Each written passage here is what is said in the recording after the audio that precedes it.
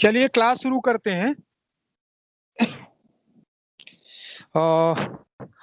आवाज बीच में देते रहिएगा जिससे हमें पता चले कि हम कनेक्टेड हैं। ठीक है। Good morning to all. तो हम लोग हाँ हाँ हाँ, मैं धर्मराज वर्मा, CWI मशीनिस्ट। आज हम लोग चर्चा करेंगे लीव एंड पास रूल के बारे में।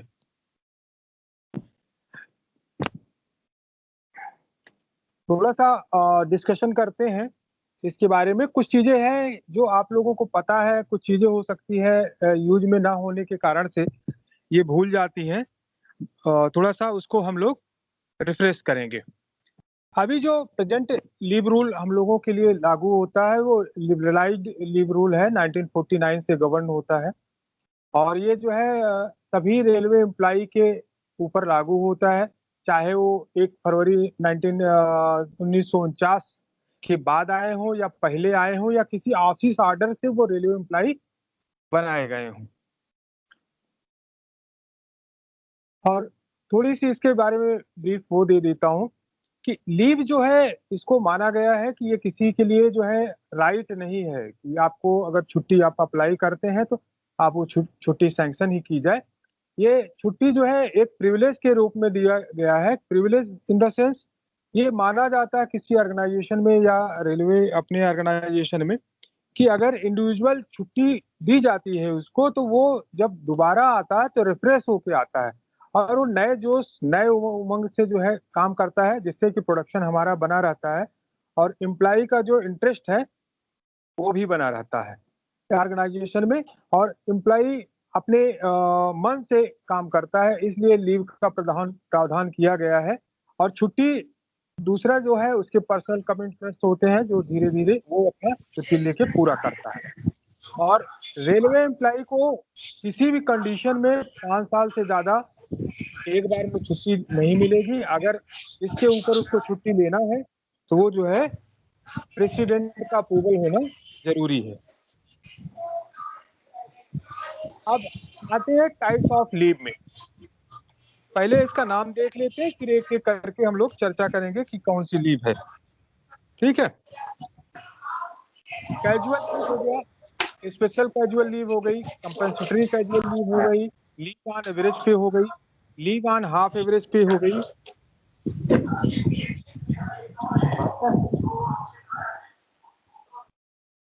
और लीव ऑन हाफ एवरेज पे हो गई, कमिटेड लीव हो गई, लीव नॉट ड्यू है। और एक्स्ट्रा ऑर्डिनरी लीव है, स्टडी लीव है, hospital leave, special disability leave. And special disability leave में 2 टाइप की लीव थी, special disability leave for injury intentionally effected और special disability leave for accidental injury. ये hospital leave और special disability leave जो है 7th pay commission में ये work related illness and injury leave के रूप में कन्वर्ट हो गई है। ये अभी अगर देखा जाए तो ये ओमिटेड हो गई, मतलब खत्म कर दी गई हॉस्पिटल लीव और special disability leave.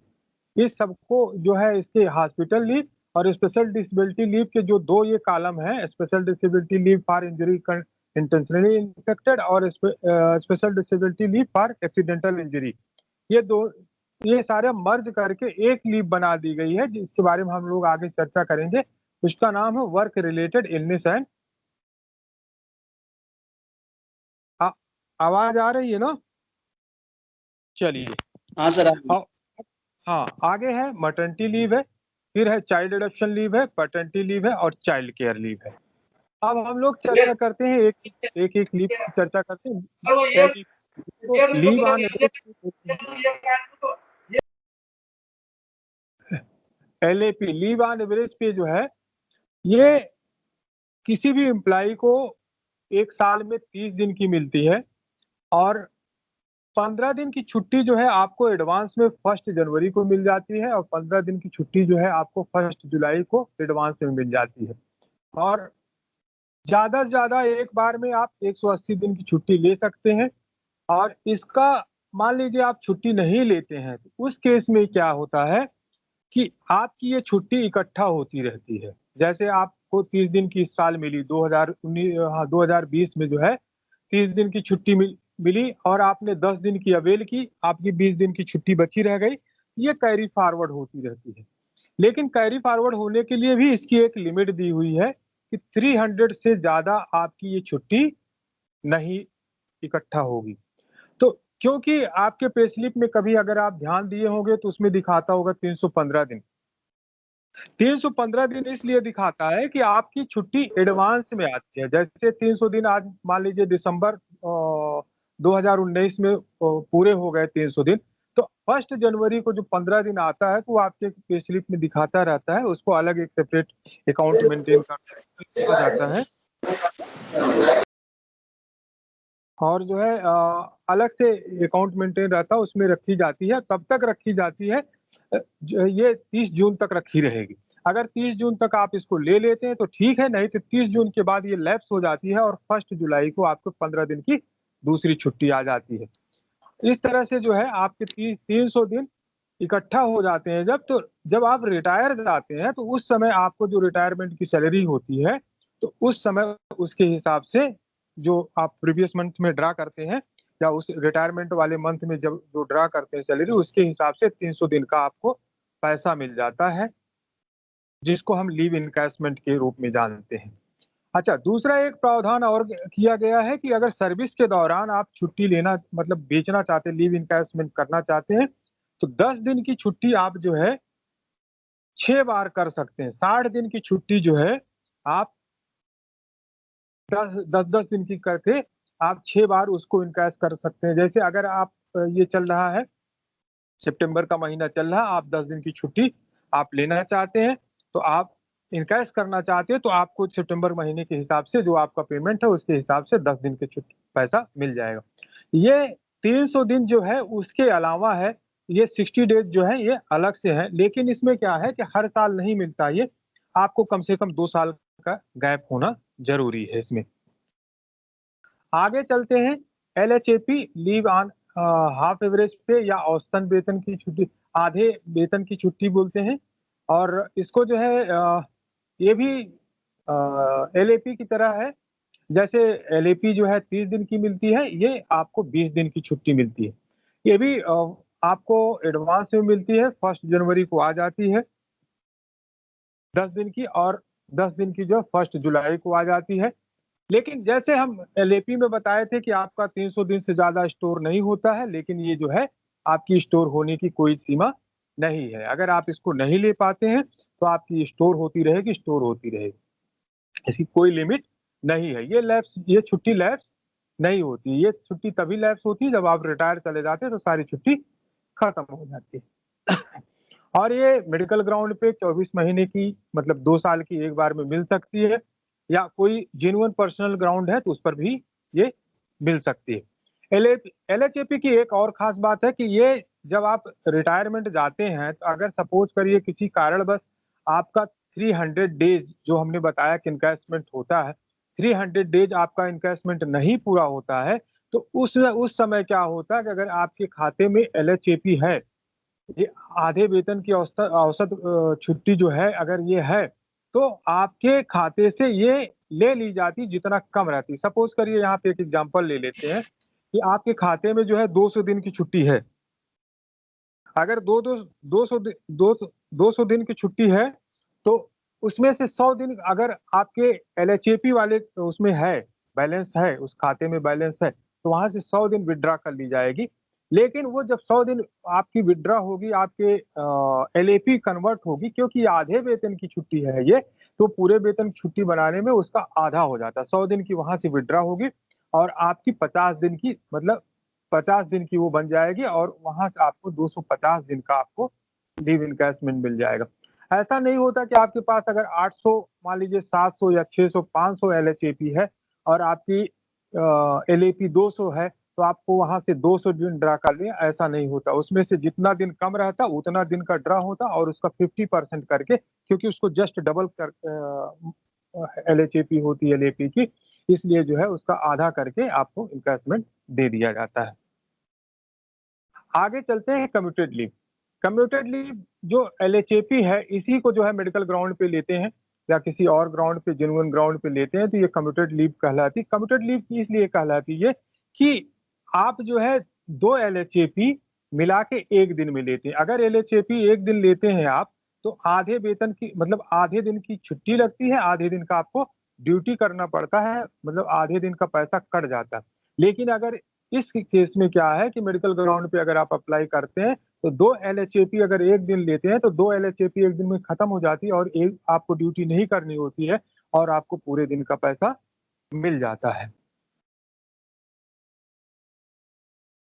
Leave not due, leave not due ये जो छुट्टी होती है, कभी-कभी ऐसी परिस्थिति उत्पन्न हो जाती है कि आपके पास जो है छुट्टी नहीं है, लेकिन आपको छुट्टी जाना ज़रूरी होता है, आपका ग्राउंड इस तरह से रहता है कि आपको छुट्टी देना कंपल्सरी टाइप हो जाता है, जेन्युइन रीज़न होता है कि नहीं इसको छुट्टी देनी देनी चाहिए, बिना वो छुट्टी का आपका काम नहीं होने वाला। तो इस केस में क्या है कि आपको छुट्टी दे दी जाती है, लेकिन ये उम्मीद की जाती है कि आप वापस आके ड्यूटी करोगे। अगर आप वापस ड्यूटी नहीं करते हो, तो आपके खाते से इसका पैसा काट लिया जाता है और मैक्सिमम जो है आपको टोटल सर्विस में 360 दिन से ज़्यादा आपको ये नहीं मिलती है और इसीलिए देखिए आपको दिख रहा होगा स्क्रीन पे कि it is debited from incoming LHAP. आपको जो आगे आने वाली एलएचएपी है, उसमें से जो है आपको छुट्टी ये काटी जाती है। ये उम्मीद की जाती है कि आप छुट्टी आपको दी जा रही है, तो आप वापस आएँगे, ड्यूटी करेंगे, जो आपके खाते में अर्न करेंगे एलएचएपी, वो उसमें से ये कटती रहेगी, जो आपको एडवांस में छुट्टी दी गई है और इस छुट्टी में जो है आधा वेतन मिलता है। आगे हॉस्पिटल लीव जैसे मैंने बताया था हॉस्पिटल लीव जो है खत्म कर दी गई है। Special disability leave, accidental injury जो ये भी मैंने बताया था आपको खत्म कर दी गई है। Special disability leave for injury intentionally infected ये भी खत्म कर दी गई है। ये देखिए ये तीनों छुट्टियाँ जो हैं मर्ज करके work related illness and injury leave जो है 7th पे कमीशन में इसको ये नाम दे दिया गया है और जो है आप जब हॉस्पिटलाइज़ होते हैं या चोट लग जाती है, तो उस केस में जो है ये छुट्टी आपको मिलती है। और इसके दौरान सबसे बड़ी बात ये है कि आपकी अगर मान लीजिए 6 महीने की छुट्टी ले लेते हैं, ये work related illness and injury leave इसको शॉर्ट फॉर्म में WRIIL बोलते हैं, ठीक है? WRIIL तो इस दौरान जो अगर 6 महीने की छुट्टी ले लेते हैं, तो आपके खाते में कोई भी एलएपी और एलएचएपी क्रेडिट नहीं होगी मतलब जमा नहीं होगी इस दौरान अगर ये छुट्टी आपको मिलती है। आगे चलते हैं extra ordinary leave. Extra ordinary leave जब ये पर्सनल रिटन रिक्वेस्ट करता है कोई एम्प्लॉयी तो उसको दी जाती है और ये जो है इसमें जो है आपको कोई सैलरी नहीं मिलती है। एक्स्ट्रा ऑर्डिनरी लीव जैसे मैंने आपको शुरुआती दौर में बताया था कि आपको जो है मैक्सिमम 5 साल की मिल सकती है और 5 साल के ऊपर अगर कोई छुट्टी देना चाहता है तो उसके लिए जो है प्रेसिडेंट का अप्रूवल होना ज़रूरी है। मतलब रेलवे अथॉरिटी जो है आपको मैक्सिमम जो है 5 साल की छुट्टी दे सकती है और इससे ज़्यादा अगर आपको छुट्टी लेनी है तो प्रेसिडेंट का अप्रूवल मिलता है, इसमें कोई आपको पेमेंट नहीं मिलती है। अब आते हैं मैटरनिटी लीव के बारे में चर्चा करते हैं। मैटरनिटी लीव जिसको हिंदी में मातृत्व अवकाश भी बोलते हैं, ये फीमेल एम्प्लॉयी को मिलता है ड्यूरिंग चाइल्ड बर्थ के समय मिलता है, डिलीवरी के समय मिलता है और एक बच्चे पर 180 दिन मिलता है और ये 2 बच्चों के लिए मिलता है और इसमें जो है छुट्टी फीमेल एम्प्लॉयी जब छुट्टी लेती है तो डिलीवरी पीरियड जो होता है इसी छुट्टी के दौरान पड़ना चाहिए। मतलब मैक्सिमम जो 2 चाइल्ड है सर्वाइवल चाइल्ड 2 बच्चों के लिए मिलता है और 1 बच्चे पे 180 दिन की छुट्टी मिलती है और एक बार में ली जा सकती है। दूसरा है child adoption leave. Child adoption leave जैसे हम लोग इसकी आम भाषा में बोलते हैं गोद लेना। गोद लेना बच्चे को तो इसमें जो प्रोविज़न दिया गया है मेल और फीमेल को भी दोनों को ये प्रावधान किया गया है छुट्टी देने का और इसमें जो है शर्त ये है कि बच्चे की उम्र के 1 साल तक ही छुट्टी मिलती है। अगर बच्चा 3 महीने का है और तो उसको जो है 9 महीने की छुट्टी मिल सकती है। अगर बच्चा 10 महीने का है, तो बच्चे उसको जो है जो इंडिविजुअल ले रहा है चाइल्ड अडॉप्शन लीव, उसको 2 महीने की छुट्टी मिलेगी। टोटल ये 1 साल की छुट्टी मिलती है, लेकिन ये फिक्स की गई है कि बच्चे की उम्र के 1 साल तक ही मिलेगी। इससे ज़्यादा इसके ऊपर आपको ये छुट्टी नहीं मिलेगी। तो इसका मतलब ये होता है कि बच्चे की उम्र के 1 साल तक जितना दिन बचे हुए हैं जब कोई गोद लेता है बच्चा तो उसके 1 साल जब उम्र पूरी होने वाली होती है, तो वहाँ तक ही छुट्टी मिलती है। तो चाहे 1 महीना है, चाहे 2 महीना हो, चाहे 3 महीना हो, चाहे 4 महीना हो। आगे चलते हैं, पैटर्निटी लीव है। पैटर्निटी लीव जो है पितृत्व अवकाश इसको बोलते हैं, ये मेल को स्पेशली मिलता है और ये एक्चुअली फीमेल या वाइफ को जो है असिस्ट करने के लिए दी जाती है 15 दिन की छुट्टी, एक बच्चे पे 15 दिन की छुट्टी दी जाती है और ये 2 बच्चों के लिए मिलती है, 2 से ज़्यादा बच्चे हैं तो उसके लिए ये नहीं मिलती है। कि केवल 2 बच्चों तक ही मिलती है और 15 दिन की मिलती है और डिलीवरी पीरियड के 180 दिन जो है, ये अंतर्गत जो है, ये इसको अवेल करना होता है। जैसे अगर विदिन डिलीवरी है, डिलीवरी के 15 दिन पहले ले सकता है या डिलीवरी के 180 दिन ये तक ही ले सकता है। अगर ये छुट्टी नहीं लेता है, तो ये छुट्टी लैप्स कर जाती है, ये छुट्टी खत्म हो जाती है। वहाँ उसको छुट्टी नहीं मिलती है और इसको एक बार में ही लेनी है। आगे चलते हैं चाइल्ड केयर लीव।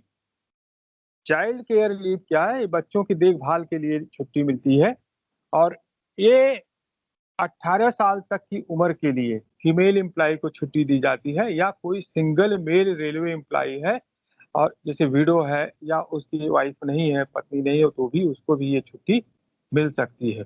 और बच्चों की जो फर्स्ट 2 चाइल्ड, ध्यान रखिएगा इस बात का कि ये फर्स्ट 2 चाइल्ड के लिए ही है और उनकी उम्र कम से कम ज़्यादा से ज़्यादा 18 साल से ज़्यादा नहीं होनी चाहिए। और जो है ये टोटल 2 साल की छुट्टी मिलती है पूरे सर्विस में दोनों बच्चों पर 2 साल की छुट्टी है, 730 दिन की छुट्टी है और ये छुट्टी जो है 3 बार में ली जा सकती है 1 साल में और जो है इसमें एक कंडीशन ये है कि जब आप फर्स्ट ईयर की छुट्टी लेते हैं मतलब 365 दिन की छुट्टी लेते हैं, तो उसमें आपको पूरा पेमेंट मिलता है। लेकिन जब दूसरे साल की आप छुट्टी लेंगे जो 365 दिन बचा हुआ है, उसमें छुट्टी अगर लेते हैं, तो इसमें जो है आपको 80% पेमेंट मिलता है। और चाइल्ड केयर के लीव के लिए एक अलग से अकाउंट होता है और ये जो है आपके खाते से और जैसे आपकी एलएचएपी है, एलएपी है, उससे कोई कंसर्न इसका नहीं रहता है। आगे चलते हैं कैजुअल लीव। कैजुअल लीव जैसे हम लोगों को जो वर्कशॉप एम्प्लॉयी हैं, इनको जो है 8 दिन की छुट्टी मिलती है। कैजुअल लीव जो है जो वर्कशॉप एम्प्लॉयी इनको 8 दिन की छुट्टी मिलती है, लाइन स्टाफ को 10 दिन की छुट्टी मिलती है और कैजुअल लीव पहली बात तो ये लीव की श्रेणी में नहीं रखा गया है, इसको दिया जाता है क्योंकि इसमें एम्प्लॉयी को प्रेज़ेंट माना जाता है, ठीक है? इसलिए इसको लीव की श्रेणी में ये कैजुअल लीव नहीं आती है। और ये जो है सबसे ख़ास बात ये है कि इसको आधे दिन की भी छुट्टी ली जा सकती है। आधे दिन की छुट्टी आप अप्लाई कर सकते हैं ज़रूरत पड़ने पे और आपको कहीं काम किसी इमरजेंसी काम से अगर आप जाते हैं, निकल जाते हैं, तो आपको इन्फॉर्म कर आप अपने नेक्स्ट जो इंचार्ज है उसको इन्फॉर्म कर दीजिए, जो सीनियर है आपको उसको इन्फॉर्म कर दीजिए, मैं नहीं आ पाऊँगा और 8 दिन की छुट्टी आप पूरे कैलेंडर ईयर में ले सकते हैं इसको। और आधे दिन की भी छुट्टी ले सकते हैं, चाहे फर्स्ट हाफ ले सकते हैं, चाहे सेकंड हाफ ले सकते हैं, ये डिपेंड करता है कि आपकी रिक्वायरमेंट कैसे है। हाँ, लेकिन जैसे वर्कशॉप में हमारे डीएलडब्ल्यू में सैटरडे को आधे दिन की वर्किंग है, तो उसमें आपको सैटरडे को ऐसा नहीं होगा कि आप आधे दिन की छुट्टी अप्लाई कर दें और सैटरडे आप नहीं आए पूरा। सैटरडे को अगर आप अप्लाई करते हैं, तो पूरे पूरे दिन की छुट्टी आपको देनी होगी। अब आते हैं special casual leave. Special casual leave कुछ ऐसे ग्राउंड होते हैं जैसे कि गवर्नमेंट की तरफ से जा ड्यूटी करना पड़ता है या जाना पड़ता है। उसमें एक हिसाब से देखा जाए तो वो ऑन ड्यूटी माना जाता है। जैसे स्पोर्ट्स के लिए एक्टिविटी में पार्टिसिपेट करने जाते हैं या स्काउट में भाग लेने जाते हैं या इलेक्शन में भाग लेते हैं या यूनियन मीटिंग में कहीं बाहर जा रहे हैं, फैमिली प्लानिंग ऑपरेशन हो गया, ब्लड डोनेशन हो गया या कहीं कल्चरल प्रोग्राम है, उसमें पार्टिसिपेट करने जा रहे हैं।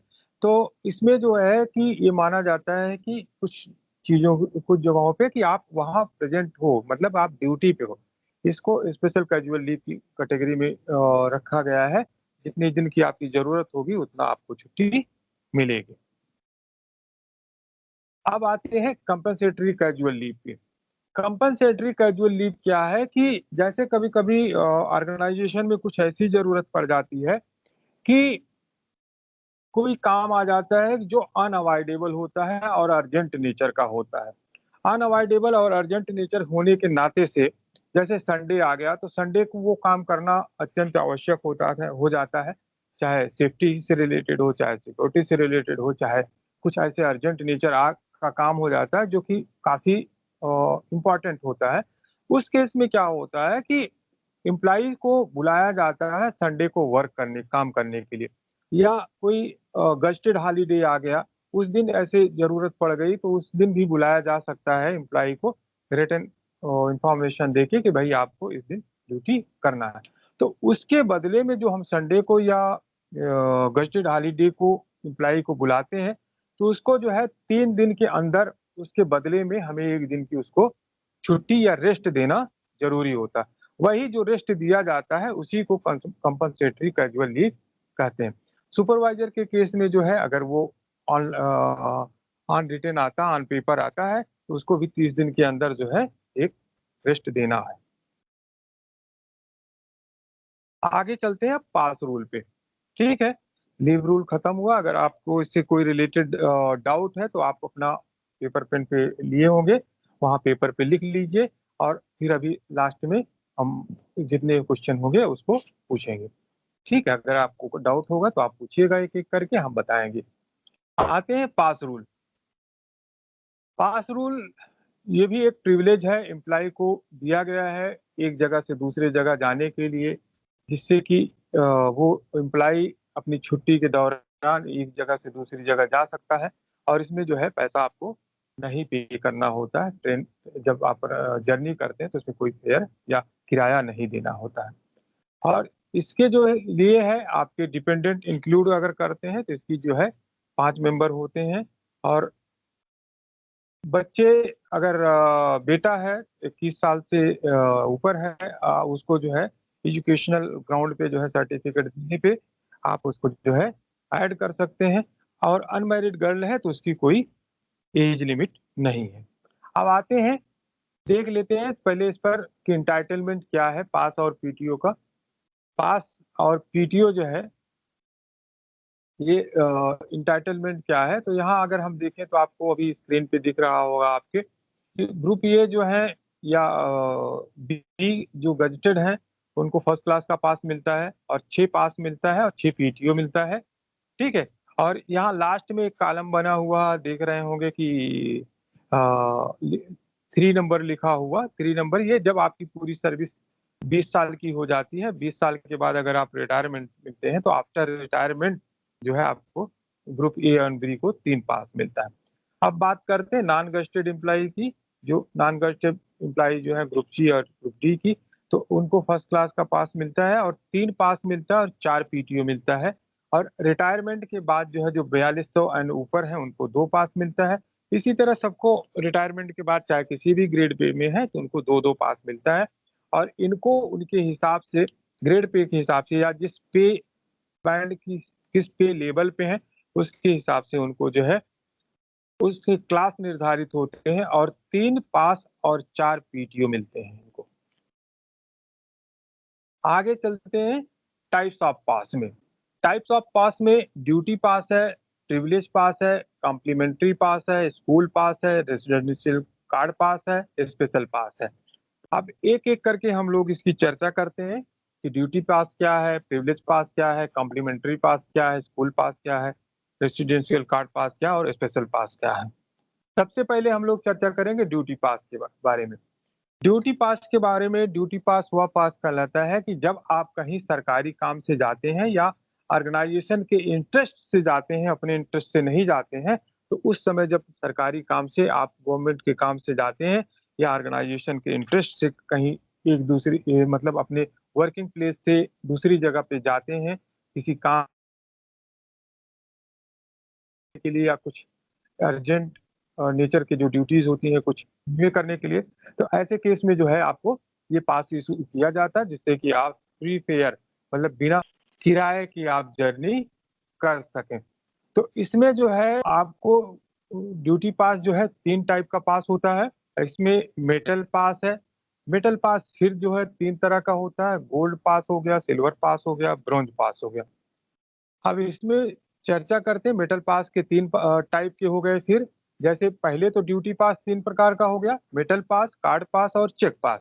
लेकिन अगर मेटल पास को फिर से लेते हैं तो इलैबोरेट करते हैं इसके बारे में डिस्कशन करते हैं तो मेटल पास पास जो है 3 टाइप का होता है, गोल्ड पास और सिल्वर पास और ब्रॉन्ज पास। गोल्ड पास पास उसको बोलते हैं जैसे जो रेलवे बोर्ड के चेयरमैन हो गए, जीएम हो गए या कोई इंडिपेंडेंट बॉडी हो गई जो डायरेक्टली जो है रेलवे बोर्ड को रिपोर्ट करती है, उसको गोल्ड पास मिलता है।